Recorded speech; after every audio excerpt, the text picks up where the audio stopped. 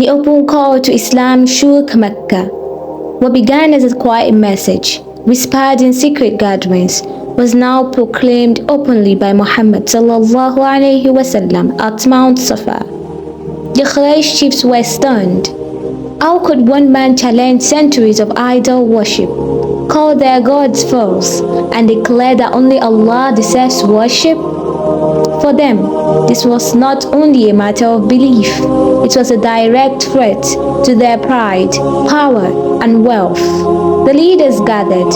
Among them was Abu Jahl, arrogant and ruthless; Abu Lahab, the Prophet's own uncle, who cursed and mocked him at every chance; Utbah, Shayba, Umayyah ibn Khalaf, and others, the most powerful men of Quraysh. They agreed Muhammad must be silenced. At first, they tried persuasion. They offered him wealth, kingship, and marriage, saying, "Name your price and we will give it to you, if only you stop calling to this new religion." But the Prophet ﷺ stood firm. He answered, "By Allah, if they place the sun in my right hand and the moon in my left, I would never abandon this mission until Allah make it victorious or I perish." When persuasion failed, mockery began. They laughed at him in the streets, called him a sorcerer, a poet, a madman.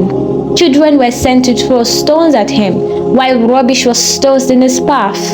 But he continued to call with patience, his voice steady, his heart unwavering. When ridicule failed, persecution began. The weak and poor Muslim bore the heaviest burden. Bilal ibn Rabah, a slave of Umayyah ibn Khalaf, was dragged through burning sands, his chest crushed under a giant stone. His master demanded he renounce Islam.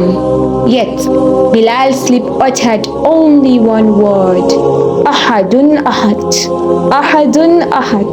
Allah is one, Allah is one. Khabbab ibn al-Arat, a blacksmith, was pinned to the ground while hot iron was pressed against his back, yet his faith did not break. The family of Yasir faced even greater suffering. Ammar, his father Yasir, and his mother Sumayya were tortured in the blazing sun. When Abu Jahl grew furious at Sumayya's defense, he struck her with his spear, making her the first martyr in Islam. The Prophet ﷺ would pass by them, his heart heavy with sorrow, yet his words full of hope. Patience, O family of Yasir, your meeting place is in paradise. Others too were tested. Sa'id ibn Zayd and his wife Fatima secretly embraced Islam. Umar ibn al-Khattab, then a first enemy of Islam, beat his own sister for accepting the message. But soon Allah would guide him, turning the enemy of Islam into one of its greatest defenders. Meanwhile, the Quraysh tightened their grip.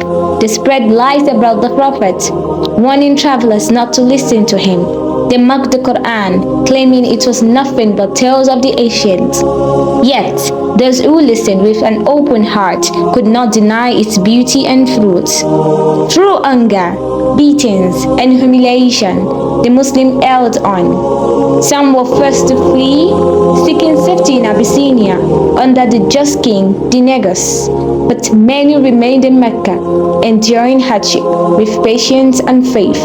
And the prophets, he bore the insults, the stones, and the pain, never once cursing his people, but instead praying, "O Allah, guide my people, for they do not know." This was the age of trial, an age where the weak were crushed, but their faith soared, an age where the powerful mocked, but fools could not be silenced.